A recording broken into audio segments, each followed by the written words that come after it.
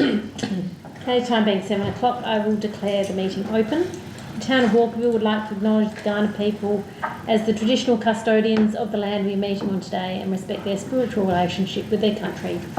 We recognise the many generations of stewardship the Kaurna people have provided to this land and respect that their cultural heritage and beliefs are as important today as they were for their ancestors. Attendance, we have an apology from Councillor Allenson, otherwise all council members are here, and staff in attendance, acting as CEO, Group Manager, Assets and Infrastructure and Senior Governance Officer. Are there any declarations of interest for tonight? There are none. So we'll move to item 4, which are the decision reports, and decision report item 4.1, draft 26-27 annual business plan and budget. Mohammed, anything to add to this? Nothing further to add, Mayor. I take it as read, but I'm happy to answer any questions or comments. Are there any questions on this report, or otherwise anyone wish to speak to the report? I'll speak to it. Just, I know I was away for the last council meeting, but I just wanted to ask about, I know with on page 19, with our costings for, I know we've been through all of our costings, but with the one for establishing the garden, I know that was part of it, and we were hoping that there would be a grant available to cover some of the costs. If that comes in, how would this look? Like, how will you reflect if we get the grant, that so the council won't need to, in essence, put as much in? Yeah, so through the chair, so currently we have factored total expenditure at $10,000, which $8,000 is council money and then $2,000 is grant income. But if there are further grant income that come in, then that would either offset the current $10,000 expenditure budget, or if there's a change in the scope, then that would fund the change in the scope. The change, okay. So then, yeah, so that basically will be noted in there. Yes. That's fine. And not to open a can of worms, but the volunteer, I know we've put down $16,000, which is up from the last one. Are we able to, I know that it's normally a volunteer sit down, so when in this budget, can we look at something that's more inclusive of volunteers and make sure that, I guess that's not just the same people coming to sit down in the council building, but maybe it's a barbecue or something like that. Might just see if we just want to suspend meeting procedures for a bit of discussion on this. If there's a raise your hands, please. Yep. So we'll suspend meeting procedures at 7:03. Sorry, Councillor Trosher, do you want to? So I know I'm mindful because I look at the RSL Anzac Day that we hand over 14.5. I don't think we get as much value from the volunteer event. I prefer to see more volunteers be able to access that, and that we don't do a sit down, it become more friendly. That way we might get more people promoting the volunteer awards, and they might hear about, how they can sort of volunteer, and it just becomes a bigger, I think we need to look at something that gives us better money for our ratepayers that are volunteers locally. Yeah, I'll just say that Norwood just did a barbecue for their volunteers, and the mayor was behind the barbecue, and it was just a sort of, I mean, I don't know how it operated, but it just seemed to be much bigger and more inclusive. When did they hold it, Mel? I think it was on the weekend. See, Sunday afternoon, early Sunday afternoon, I think would be better, because then it's not too late for people to be out, and then we can attend because we're not working during the week. I think an event during the week, during the day, is pointless if we want us to attend as well.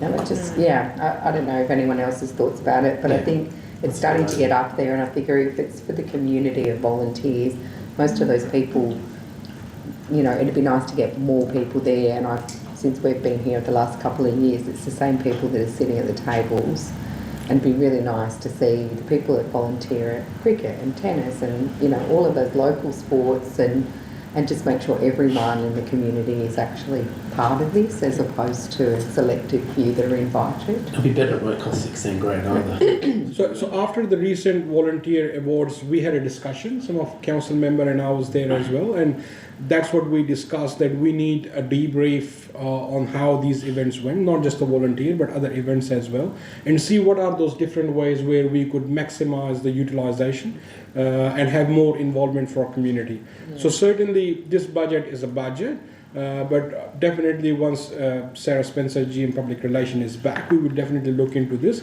And if there are other better ways, for example, Norwood function for that matter, we can certainly do something similar, because how we conduct the event is not listed, and that is entirely up to council. But I've spoken to Sarah already that all of these events we need to provide a debrief report to council on how the event went and what are the positive or what are the negative from that event and what are the ways we can improve in conducting those. So certainly we can do that. No, that's good. That's me. Sorry. Anyone else?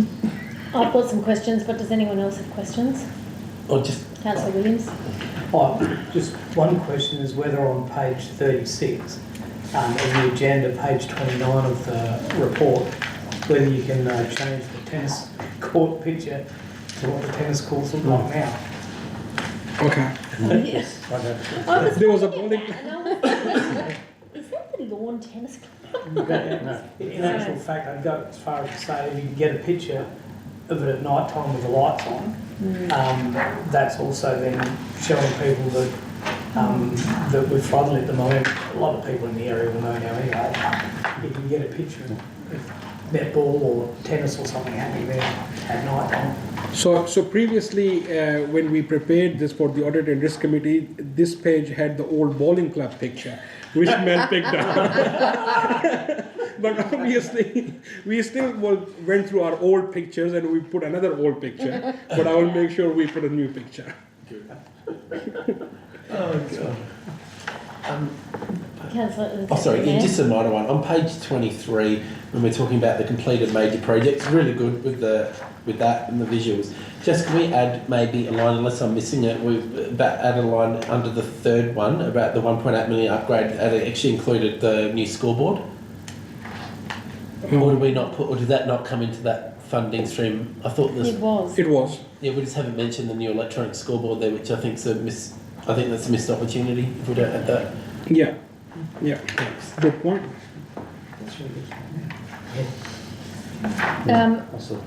A couple of questions from me. One is, and this is my budget 101 that you're going to have to remind me on, but I look at this and I say, okay, we are receiving $2.4 million in depreciation, but we are only spending, so that's on page 29, and then across the page we're spending 1.87 million on renewals.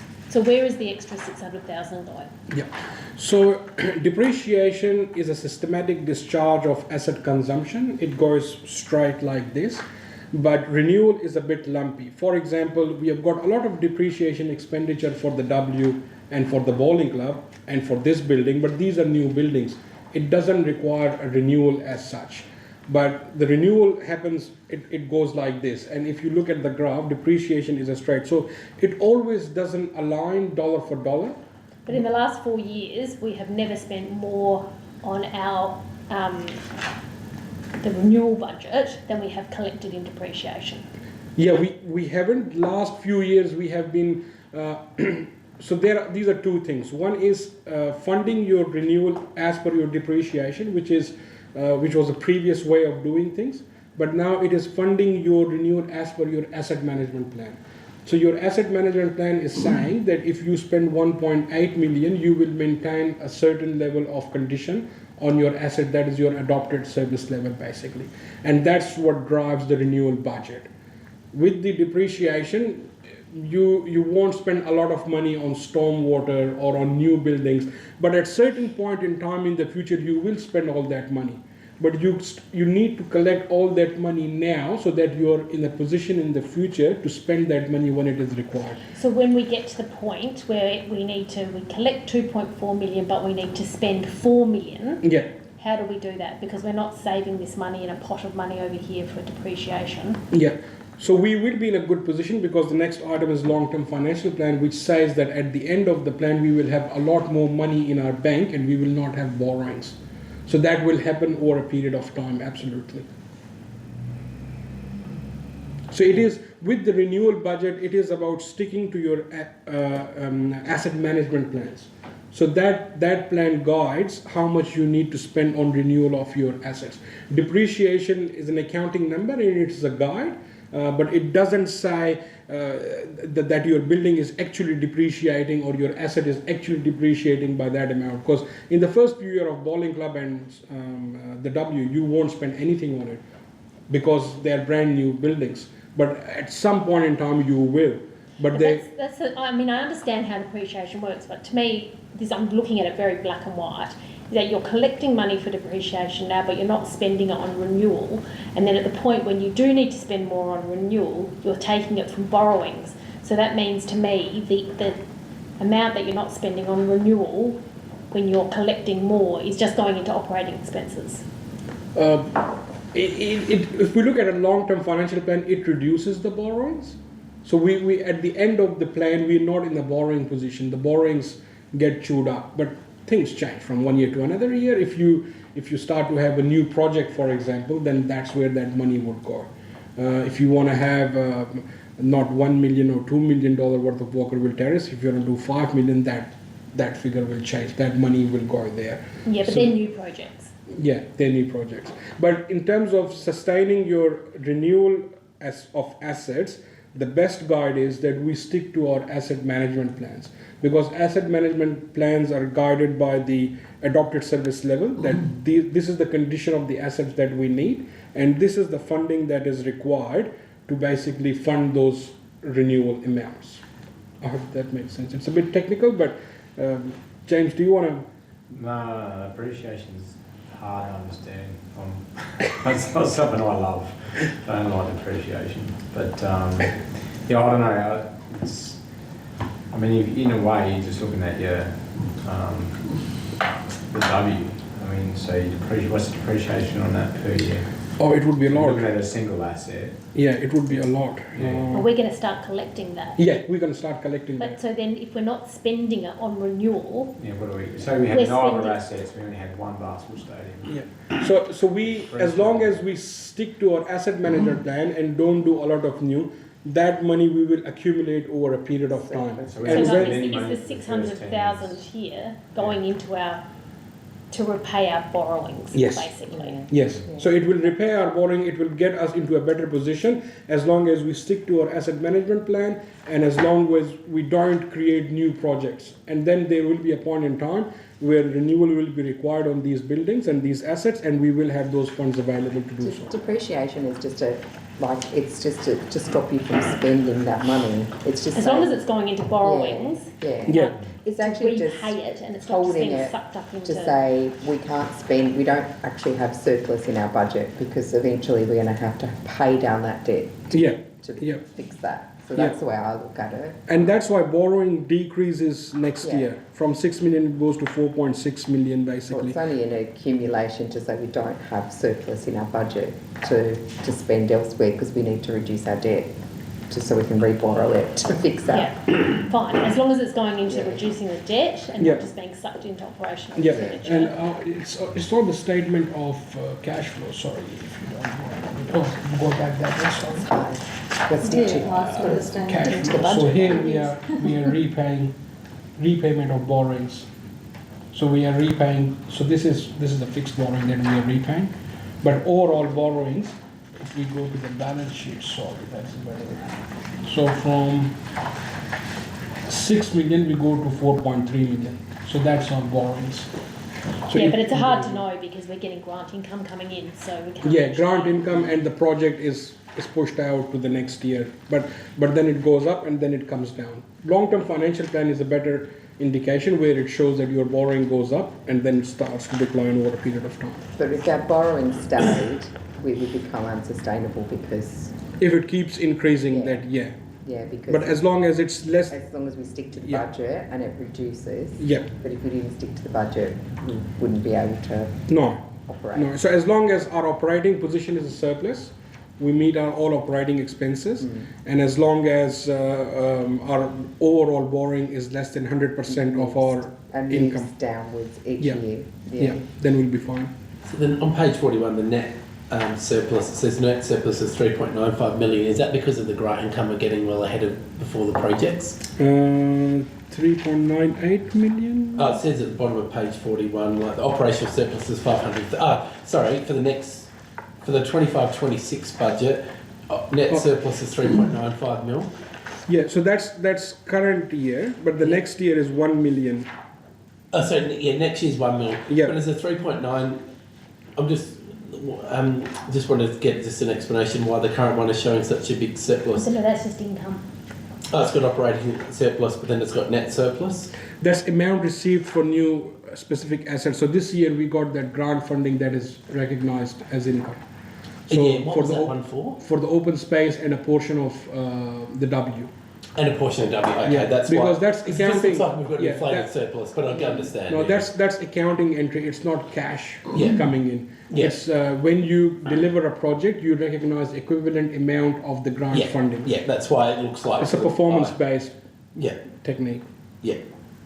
And then some of that will come through next year. The 500,000 will be the flow on. 400 plus 100,000, 400 for Levi Oval and 100,000 for Koala Crossing. So that's at 500,000 Yeah, in the next year's budget. the 4 mil for the sports club grant. When do we So expect that's next year, but that's sitting on a balance sheet because we would not be delivering it. So until you actually deliver the project, you can't recognize as income Yep. under accounting That'll be a because future year. there's a performance against that grant income. So that's why you would see on your balance sheet your payables are higher because it's a liability until you Yes. deliver that project. Yeah, so the Levi and the school traffic we're expecting to deliver Deliver. in the next financial In the next year. year, so That that's makes why it's sense. income. Okay, I'm happy with that. Just the last question from me. On page 43 of the business plan, 50 of the agenda.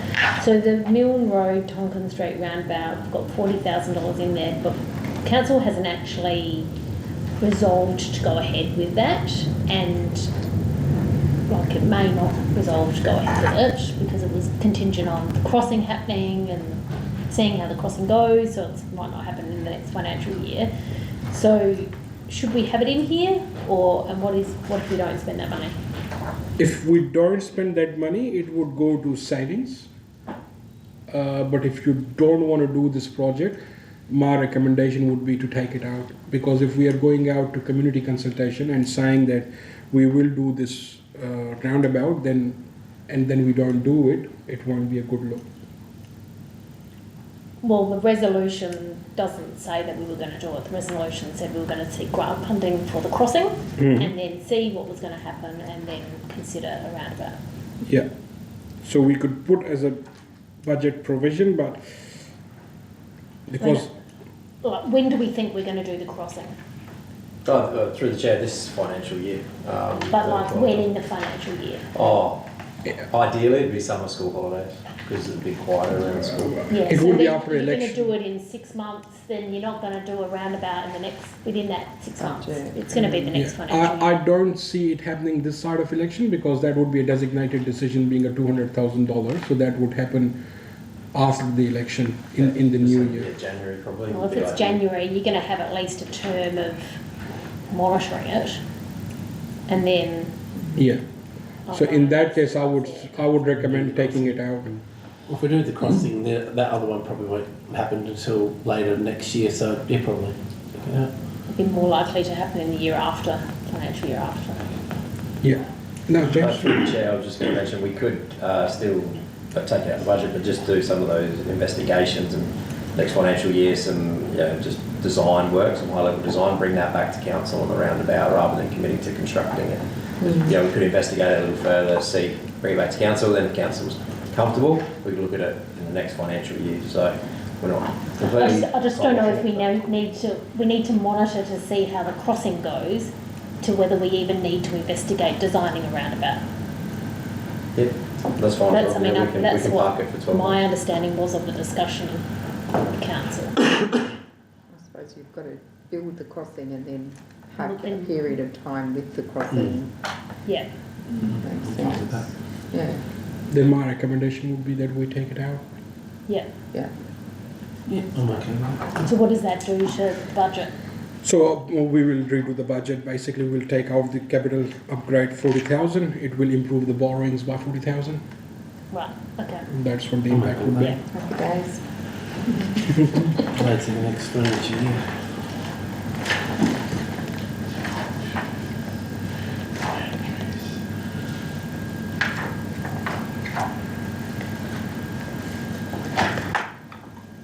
Are there any other questions or discussion on the budget? Just a general question, but the money sitting in the savings, do we get the interest on money? Yeah, so we always keep additional funds into our saving account and we get interest income on that How one. much interest? Oh, it depends, because if we get that $4 million, which I hope we would get early, that will be a lot of money that we would start accruing on that one. So is that quarantined? No, at the moment we haven't received it. At the moment they haven't asked for a separate bank account. They've just asked for, give us your bank account detail. So, but I haven't seen any terms and conditions that are being forwarded. So my assumption is that we would get it and we would just offset it against our borrowings and account for it separately, obviously. Okay, any Good other questions. questions? Good questions, by the way. Yeah. James liked depreciation. He loves it. I understand why you have to satisfied with the answer. Okay. Mohammed, if they, we're just talking about the 4 million coming into the account, and you don't know how the agreement or the deed is going to look yet, but if they put some, do we have any risk there if they put some tight timeframes on the delivery of the project? I wouldn't think they would, given that it's a relatively new government, but that if they do put frames on there, the next council may need to get into action a little more quickly. Although I know all the discussions we've had around the sports club, and I think we would still fall within the timelines probably quite easily, but that it would just be good to get some idea of that deed to know what sort of time frame we have, because obviously the longer you leave it, it could become more expensive or it could become cheaper as well, given the oil crisis. Yeah. So that's what, having been through construction stuff through COVID, Yeah. you know how it's almost impossible to judge what's going to happen and with interest rates. So I guess that's one thing to consider. Yeah, definitely. From ground perspective, I would say we just put our timeline as long as possible, and so just so that we have control and we look at the market, because even with some of our resale works, we would look at hopefully the fuel prices come down, because they're talking that America is probably going to have some kind of agreement hopefully soon, fingers crossed, and if that happens, prices will come down and then we would do all of those things. But in terms of getting some control, my recommendation would be to go with a longer term period, and then obviously we will have control and we will deliver it at the time of what suits us the most. Yeah, I agree. Just a quick question. It's got 4,104 rateable properties. Are they businesses as well as residents and other parcels? Like, how many of those, like what would be the residential rateable properties? Would it be roughly? I thought it used to be that 3.5. So I know. I thought. Yeah, no, it's available here. So it is on page 33 of the agenda. So yeah, that's 4,258 properties next year. 3,856 are residential. Oh, sorry, I didn't see that. 3.8. Yeah, okay, I would have said around. Because it used to be, so that's actually an increase, because I thought last time it was roughly around 3.6, 3.7. So that's actually going up. A slight increase, very slight increase. All right, it's around 3,800. The other ones would be businesses and other parcels that would like what's it, or the extra car park that includes like everything. Yeah. Before too. All right. Vacant land. If it's rateable properties, includes vacant land. Yes. Vacant land separate. It's a separate one. We can- 39. 39. There you go. Was 45. Okay. So do we need to add anything in this resolution about removing the Mill Road Tonkin Street roundabout? Yeah. I think we should. Yeah. So I think say Subject to removal of, at the end we say subject to removal of, the Mill Mill Road, Road. Tonkin Street roundabout from this financial year's budget. yeah, Removal of the Mill Road. spell street. Sorry, M-I-L-N-E, Mill, Mill Road. Mill Road slash Tonkin Street Yep. roundabout project from 2026-27 financial year. Yep. I'll move that. Thank you, councillor Vanstone, seconded by councillor Trotter. All those in favour? That's carried. Okay, item 4.2, the long-term financial plan, 2027-36. Mohammed, anything to add? Just briefly, and this is what the Audit and Risk Committee reiterated as well, that we have got a very good financial situation. We have factored in pretty much everything that we could think of, provision for projects, provision for ad hoc projects, new projects, all of those things, they are factored in there, and we are looking in a very good position from that perspective. Audit and Risk Committee did rise that we include a section from ESCOISA report, which I have now included in the CEO financial sustainability section, where it confirms that a third-party review was done and they have found us sustainable in all areas. So it is a good position to be in. Thank you, Mayor. And Mohammed, do you think we need to go into confidence to discuss why an omission from this? We can certainly I think do we that. should. Yeah. Sorry, we probably should have preempted this, but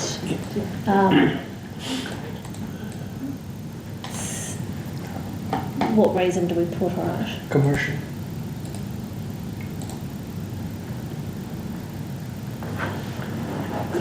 Okay, so I'll seek a mover to move into confidence for us to give you a brief update from the Audit Committee. That's moved by Councillor Core and seconded by Councillor Zeppel. All those in favour? Thank you, that is carried. So the time being 7:27, we have moved into confidence. Yeah, okay. So we can just say at 7:36 we're at confidence. Yeah. And so then we will have a mover for the recommended resolution, which is Councillor Core, thank you. Seconded by Councillor Zeppel.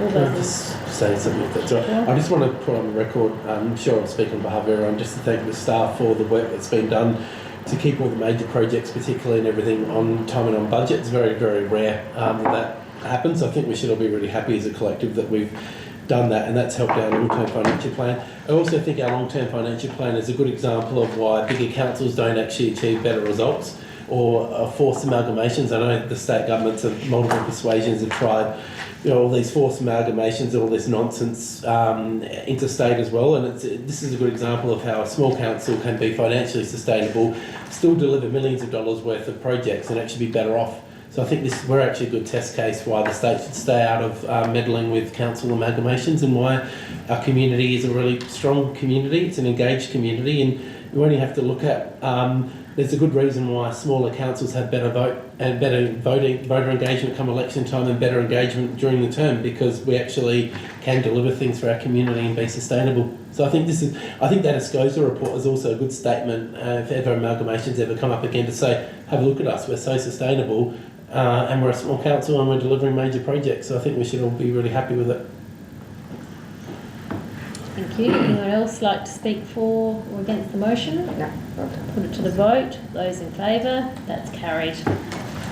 Item 4.3, the Highbury Landfill Authority Draft Budget 26-27. Mohammed, anything to add? Nothing further to add, Mayor. I've just got a question, which is the same question I raised to the Audit Committee.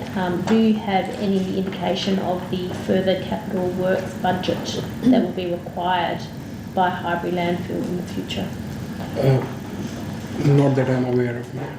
So, Jane? Through the chair, our new general manager for the subsidiary is reviewing the site at the moment and any infrastructure upgrades. So planning to work that through as part of the 26, not this budget, but the following budget. So more than likely it'll be upgrades to the flare on the site and the gas monitoring system. So the infrastructure style upgrades as the site gets a little more.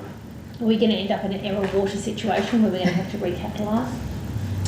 At this stage, no. It would essentially be looking at as part of the current funding model and standard operations, but yeah, I guess when those costs come through, we'll have to bring that through to the councils.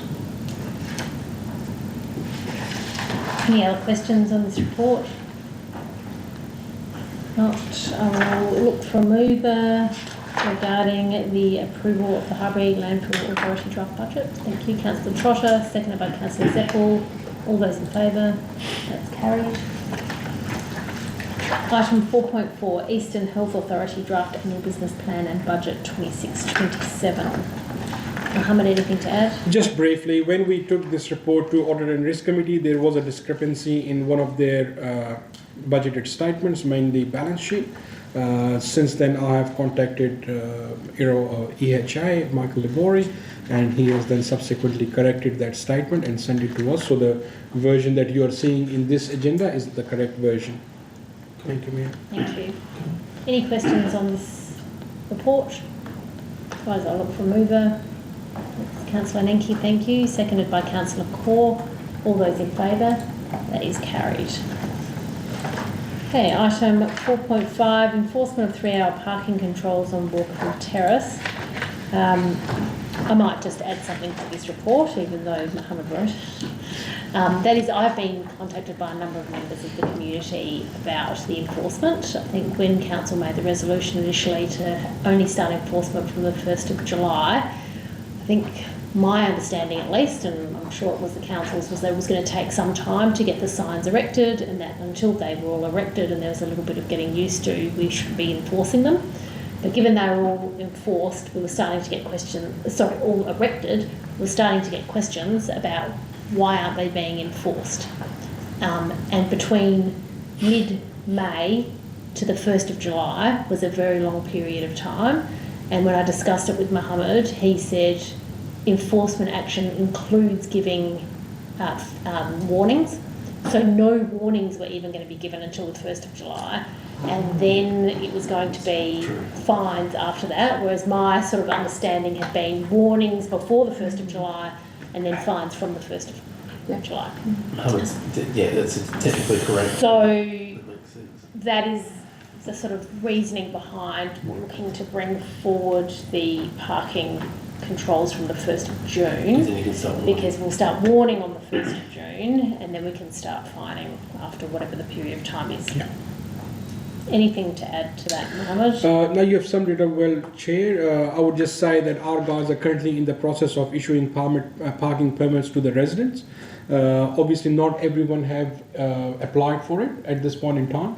However, I'm speaking to the parking inspectors, and when we see a car without a parking permit, then obviously instead of issuing even a warning, we will look at the address of that vehicle, and if it is Walkerville Terrace resident, we will reach out letting them know that, by the way, there's a permit that you need, and this is the process of issuing the permit, just so that they don't get caught off guard and we do the right thing by the residents. Oh, that's awesome.